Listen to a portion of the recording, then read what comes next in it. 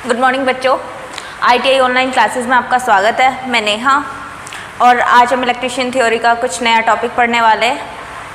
ठीक है, नया टॉपिक क्या होगा आपका? चालक और उसके गुण।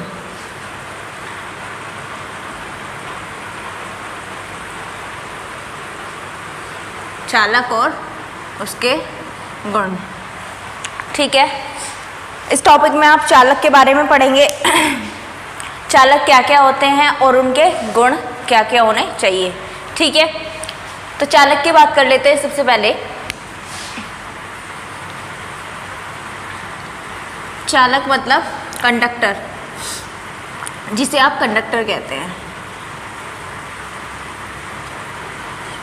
कल हमने कंडक्टेंस यानी कि चालकता की बात करी थी।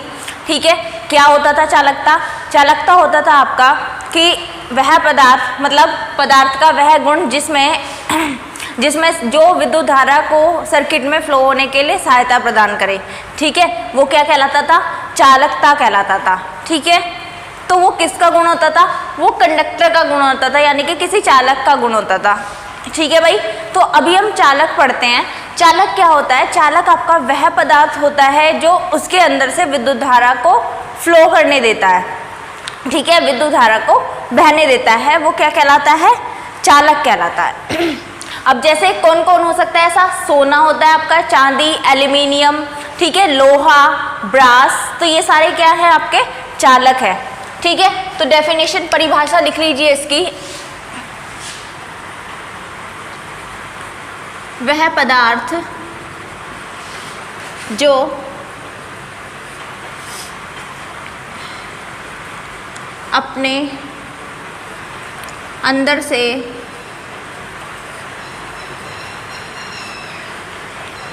विद्युत धारा को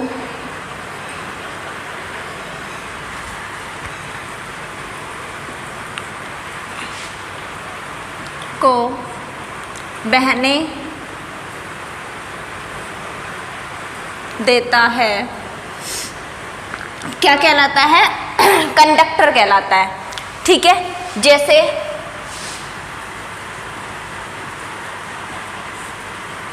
जैसे सोना हो गया, यानी कि धातु है सोना। ठीक है, चांदी, ठीक, इसके अलावा एल्यूमिनियम हो गया,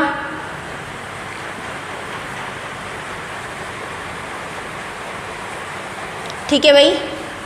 और भी एग्जाम्पल हो सकते हैं, जैसे पीतल हो गया,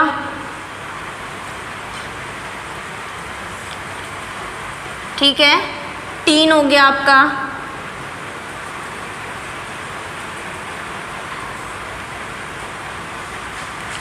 लेड हो गया। तो ये सभी क्या हैं? ये सभी चालक है। ठीक है, इन सभी के अंदर से जो है विद्युत धारा आसानी से बह सकती है, तो ये सभी क्या कहलाएंगे? चालक कहलाएंगे। ठीक है, अब चालक आपके सॉलिड फॉर्म में भी पाए जाते हैं, लिक्विड फॉर्म में भी पाए जाते हैं और आपके गैसियस फॉर्म में भी पाए जाते हैं। ठीक है, चालक किस किस फॉर्म में पाए जाते हैं? सॉलिड यानी कि ठोस अवस्था में भी पाए जाते हैं। यहाँ पे लिख लीजिए आप चालक की अवस्थाएं। चालक की अवस्थाएं, ठीक है, चालक की अवस्थाएं। तो यहाँ पे ठोस अवस्था में भी पाए जाते हैं, ठीक है, और आपके द्रव अवस्था में भी पाए जाते हैं, ठीक, और आपके गैस अवस्था में भी पाए जाते हैं। ठीक है, अब ठोस अवस्था में कौन कौन से चालक होते हैं भाई? यही आपके जो मैंने लिखे, सोना, चांदी, ठीक है, एल्यूमिनियम,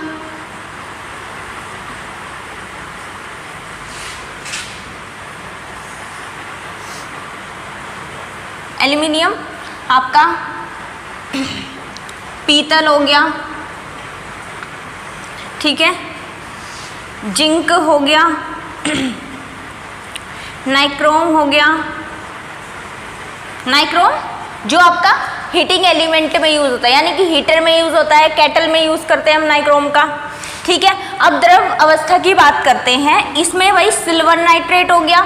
सिल्वर नाइट्रेट जानते हो आप, बैटरी में इलेक्ट्रोलाइट के तौर पे यूज किया जाता है सिल्वर नाइट्रेट का। सिल्वर नाइट्रेट, सिल्वर नाइट्रेट का क्या फॉर्मूला होता है, AgNO3, ठीक है। इसके अलावा आपका H2SO4 हो गया, यानी कि H2SO4 क्या होता है, सल्फ्यूरिक अम्ल, सल्फ्यूरिक अम्ल, ठीक है। तो ये आपके क्या हो गए, ये लिक्विड फॉर्म के कंडक्टर हैं, ठीक है। सिल्वर नाइट्रेट, H2SO4, इसके अलावा और भी होते हैं, NH3Cl होता है आपका, अमोनियम क्लोराइड, ठीक है, लिख देती हूँ। NH3Cl क्या होता है, अमोनियम क्लोराइड, अमोनियम क्लोराइड, ठीक है। नेक्स्ट है आपका गैसेस अवस्था, यहां पर आपका नियॉन, नियॉन गैस, ठीक है, और मेनली कौन, आर्गन गैस, आर्गन ETC, ठीक है। आपकी नियॉन गैस और आर्गन गैस, ये कौन सी अवस्था के चालक हैं, आपके गैसियस अवस्था के, ठीक है। नोट कर लीजिए आप, इनको स्क्रीनशॉट ले लीजिए।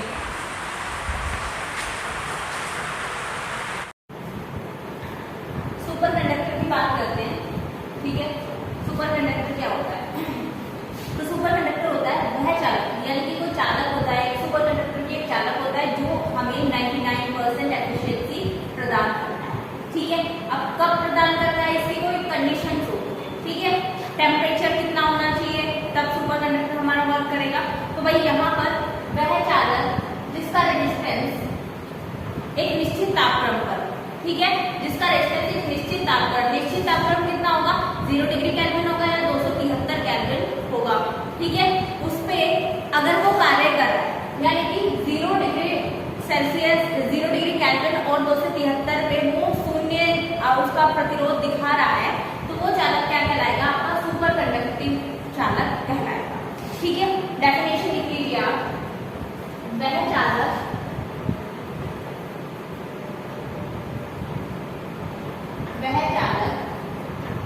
जिसका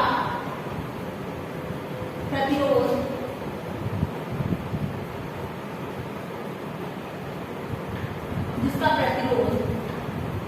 एक निश्चित तापक्रम पर, एक निश्चित तापक्रम पर, निश्चित तापक्रम कितना होगा, तापक्रम मतलब टेम्परेचर पे, एक फिक्स टेम्परेचर पे, कितने पे भाई, या तो 0 डिग्री केल्विन हो या तो आपका टेम्परेचर हो 273 डिग्री केल्विन, ठीक है। इस पे अगर उसका प्रतिरोध 0 होता है, शून्य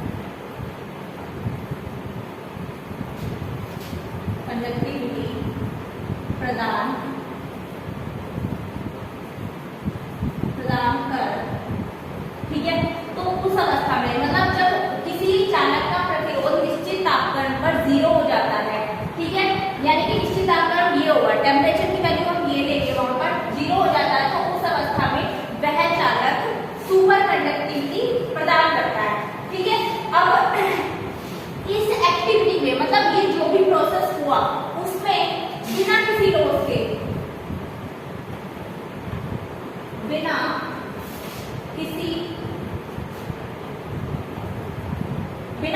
वोल्टेज ड्रॉप, यानी कि वोल्टेज ड्रॉप भी नहीं होगा इस प्रोसेस में, बिना किसी वोल्टेज ड्रॉप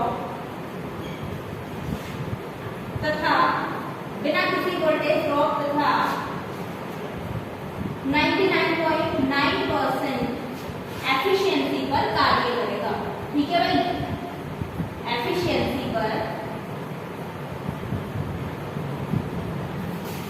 कार्य करेगा। ठीक है, इतनी बात समझ गई। अब बात कर लेते हैं, देखिए सुपर कंडक्टर क्या होता है आपका, वह चालक जिसका प्रतिरोध एक निश्चित तापमान पर, यानी कि टेम्परेचर फिक्स लिया आपने, 0 केल्विन लिया, तो उस पर अगर उसका प्रतिरोध 0 हो जाता है तो वह चालक जो है सुपर कंडक्टिविटी प्रदान करता है, यानी कि सुपर कंडक्टिव हो जाता है उस टाइम पे। ठीक है, इस पूरे के पूरे प्रोसेस में कोई वोल्टेज ड्रॉप भी नहीं होता है और वो 99.9 एफिशिएंसी आपको, इतनी एफिशिएंसी पे वो जो चालक है वो कार्य करता है। ठीक है, इसमें आपका एक मर्क्यूरी आ जाता है और दूसरा एक लेड और एक मर्क्यूरी, यानी कि एक आता है आपका मर्क्यूरी, एग्जांपल दे देती हूँ, इसका कितना 4.4 डिग्री केल्विन पे काम करता है। ये क्या होता है भाई, लिक्विड कंडक्टर। मर्क्यूरी क्या होता है, लिक्विड कंडक्टर। ठीक है, लिक्विड स्टेट में पाया जाता है, ये होता क्या है, कंडक्टर होता है। ठीक, इसके बाद है लेड। लेड क्या है भाई आपका 7.4 डिग्री केल्विन पे ये कार्य करता है। ठीक है, लेड आपका 7.4 डिग्री केल्विन पर कार्य करता है, इसका स्क्रीनशॉट ले लीजिए। अब आते हैं आपके चालक के गुण। चालक के गुण मतलब अभी तक आपने कंडक्टर पढ़ा, जिस पदार्थ से करंट आसानी से फ्लो हो जाता है वो चीज क्या कहलाती है, चालक कहलाता है। ठीक है, कंडक्टर कहलाता है। अब एक अच्छे कंडक्टर में क्या क्या गुण होने चाहिए, ठीक है, उसके बारे में हम यहाँ बात करेंगे। ठीक है, एक अच्छा कंडक्टर, एक अच्छा चालक में क्या क्या गुण पाए जाने चाहिए उसके बारे में हम बात करते हैं। ठीक, तो पहला गुण नंबर 1, किसी भी चालक की कंडक्टिविटी यानी कि इसकी चालकता अधिक होनी चाहिए। ठीक है, कंडक्टिविटी से क्या मतलब है, हमने कंडक्टेंस पढ़ा था लास्ट लेक्चर में, हमने पढ़ा है कि भाई कंडक्टेंस क्या होता है, किसी भी पदार्थ का वह गुण जो उसके अंदर से करंट को फ्लो होने में सहायता प्रदान करता है। और यहाँ तो हम कंडक्टर की बात कर रहे हैं, यानी कि करंट उसमें अधिक से अधिक फ्लो होना चाहिए। तो कब होगा, जब उसकी कंडक्टिविटी जो है वो अधिक होगी। ठीक है, तो पहला है चालक की चालकता, चालक की चालकता यानी कि कंडक्टिविटी क्या होनी चाहिए, अधिक। कंडक्टिविटी अधिक होनी चाहिए। ठीक है, चालक की कंडक्टिविटी अधिक होनी चाहिए। इसके बाद है सेकेंड, अब हम यहाँ रेजिस्टेंस की बात कर लेते हैं, यानी कि प्रतिरोधकता कैसी होनी चाहिए। प्रतिरोध का क्या मतलब है भाई, सर्किट में प्रतिरोध पैदा करना, यानी कि करंट को फ्लो होने ना देना। तो प्रतिरोधकता क्या होनी चाहिए, कम होनी चाहिए। चालक की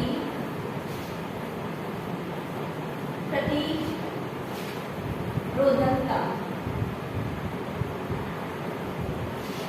कम होनी चाहिए। ठीक है, उसके बाद चालक आपका फ्लेक्सिबल होना चाहिए। ठीक है, आसानी से मार्केट में मिल जाने वाला होना चाहिए। उसका उस पर तापमान का प्रभाव नहीं, मतलब एकदम से तापमान का उसके ऊपर प्रभाव ना पड़े, तापमान का उस पर प्रभाव कम पड़ना चाहिए, ऐसा चालक आपका होना चाहिए। ठीक है, देख लीजिए थर्ड पॉइंट क्या होगा, चालक लचकदार होना चाहिए। लचकदार होना, लचकदार मतलब फ्लेक्सिबल, है ना।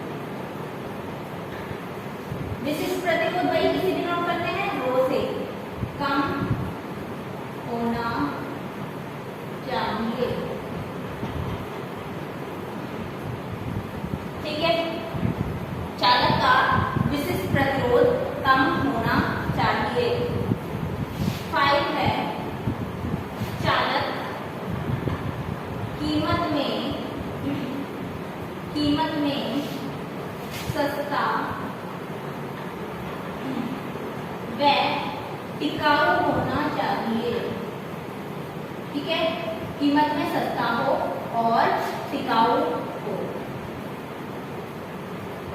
ठीक है, चालक आपका कैसा होना चाहिए? कीमत में सस्ता हो और टिकाऊ भी हो, यानी कि ऐसा ना हो कि भाई आपने लिया कंडक्टर और आपका वो कुछ दिन चला ही नहीं, तो आपके पैसे भी बर्बाद हो गए, ठीक है, और आपका काम भी नहीं हुआ।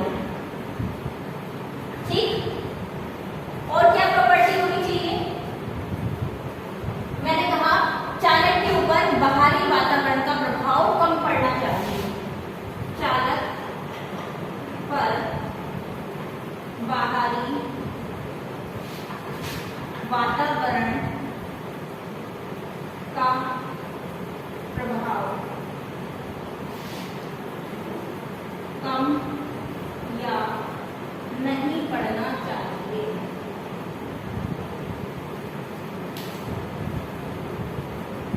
ठीक है, तो ये सारी क्या हो गई? ये सारे आपके चालक के गुण हैं।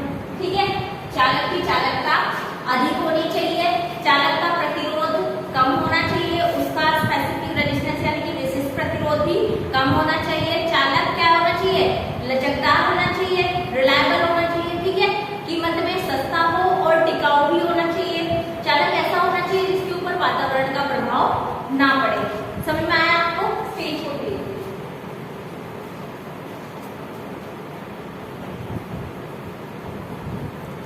नेक्स्ट पॉइंट है आपका 7 पॉइंट।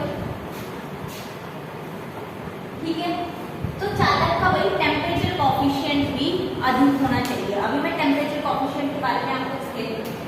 ठीक है, चालक का तापमान गुणांक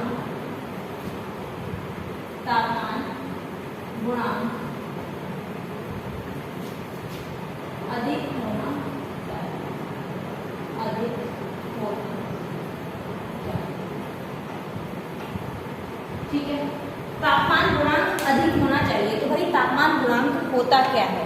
ठीक है, तापमान गुणांक होता क्या है?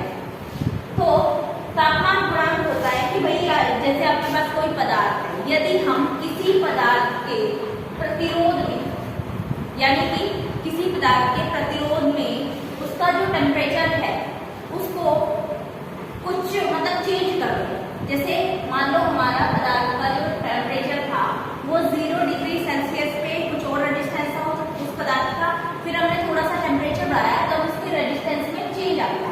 ठीक है, तो यानी कि जो प्रतिरोध के उस चालक के रेजिस्टेंस में जो चेंज आया टेम्परेचर बढ़ाने पे, वो क्या कहलाएगा? वो आपका उसका तापमान गुणांक कहलाएगा। ठीक है, क्या कहलाएगा भाई? वो उसका तापमान गुणांक कहलाएगा। तो इसको आप लिख लीजिए, किसी पदार्थ के रेजिस्टेंस में, इसका डेफिनेशन लिख लीजिए आप, परिभाषा।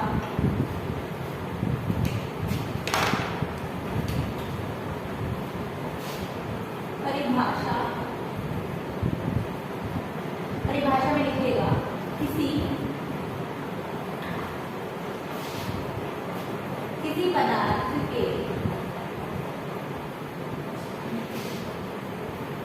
पदार्थ के प्रतिरोध में,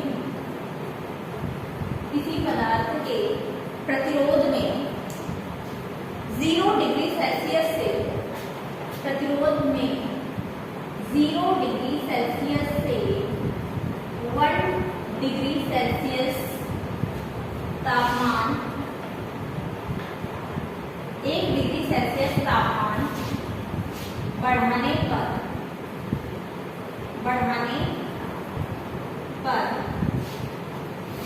जो यानी कि किसी पदार्थ के प्रतिरोध में 0 डिग्री सेल्सियस से 1 डिग्री सेल्सियस तापमान बढ़ाने पर उसके प्रतिरोध में जो प्रति ओम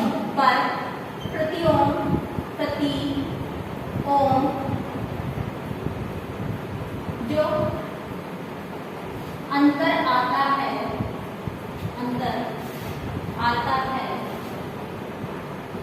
उसको क्या कहते हैं? तापमान गुणांक। उसको तापमान गुणांक कहते हैं।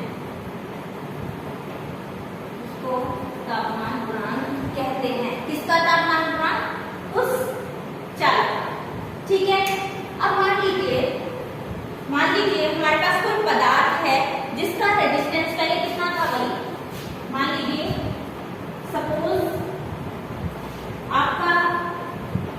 रेजिस्टेंस 0 डिग्री सेल्सियस पे R0 है, ठीक है, ये आपको मानना है, माना रेजिस्टेंस 0 डिग्री सेल्सियस पे आपने क्या माना, R0 मान लिया, R0 मान लिया, ठीक है। फिर अगर आपका जो तापमान है T1 हो गया, ठीक है, मान लो आपका तापमान कितना हो गया, पहले 0 डिग्री था, अब टेम्परेचर हमारा कितना हो गया भाई, T1 डिग्री सेल्सियस हो गया, T1 डिग्री सेल्सियस। तो यहाँ पे रेजिस्टेंस कितना हो गया, RT0, ठीक है, RT0 यहाँ पे हमारा टेम्परेचर हो गया। तो अब हम अगर टेम्परेचर कोएफिशिएंट की बात करें तो यहाँ पर हमारा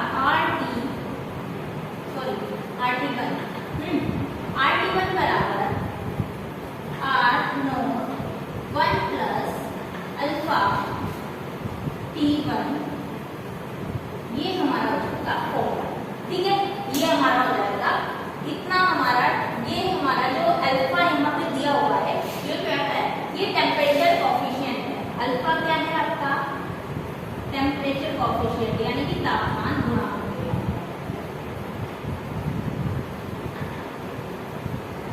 ठीक है।